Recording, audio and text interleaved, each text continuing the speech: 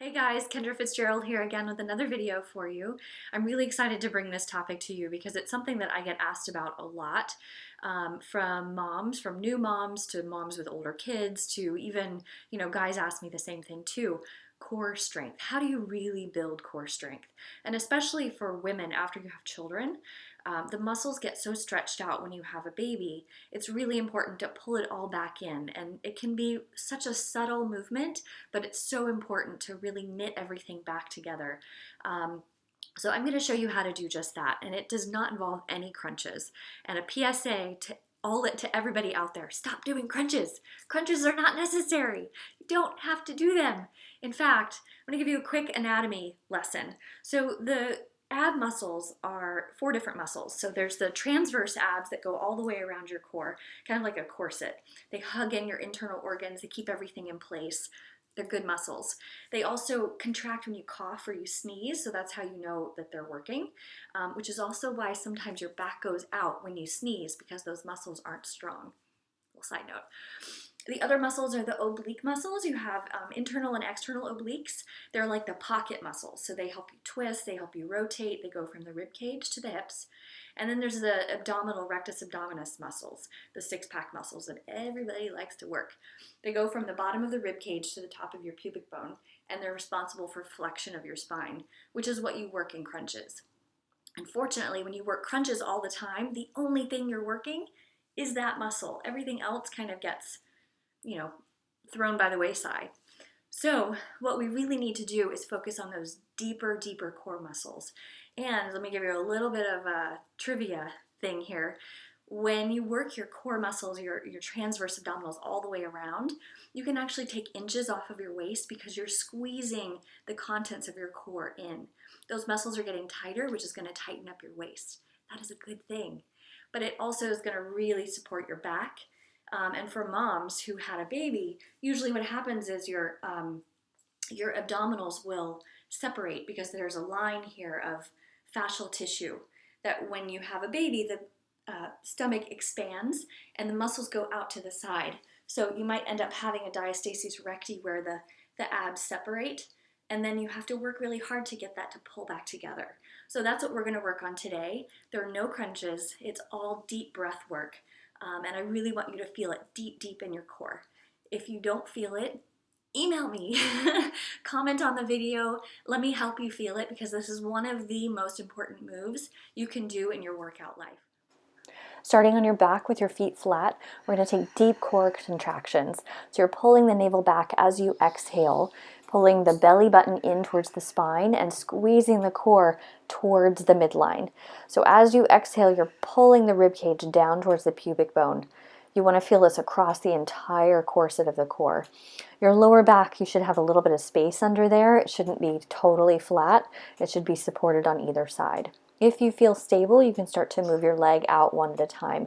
Make sure your hips stay super stable. If your hips start moving or you start losing your core, go back to the one before. Keep dropping your rib cage towards the floor as you're moving your leg. You want everything to be really tight across the entire corset. It's practically immobile as you're moving your leg. So if you need to go slower, you can absolutely do that to make sure that you're getting the full contraction of the core deep within the belly button. Especially if you've had a baby, you want to make sure that you can feel it across the entire abdomen.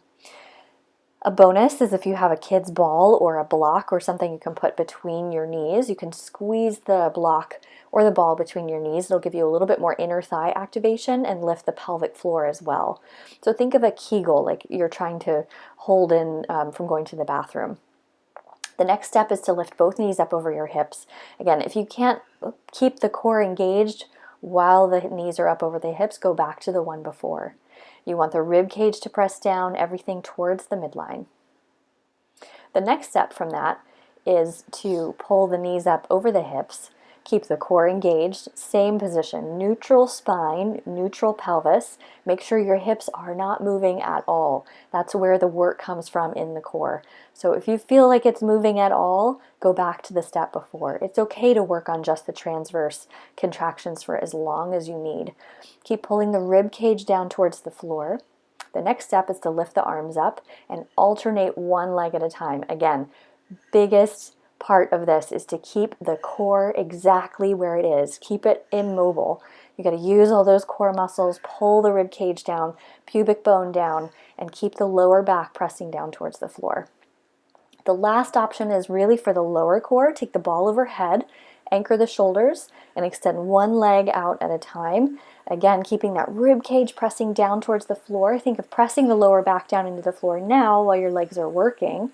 It'll help you maintain that neutral spine. Keep pulling that belly button down. So where you really want to feel this is right behind the belly button. And then we do a stretch. Press through your heels, lift your hips. Try to squeeze the knees towards each other. Keep that slight contraction, just a toning in the core. Press your upper arms into the floor.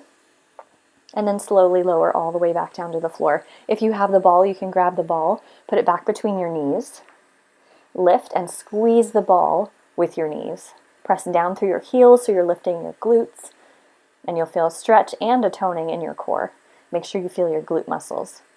You can press your elbows into the floor to engage your shoulders. Let go of the ball and then draw your knees into your chest and rock side to side.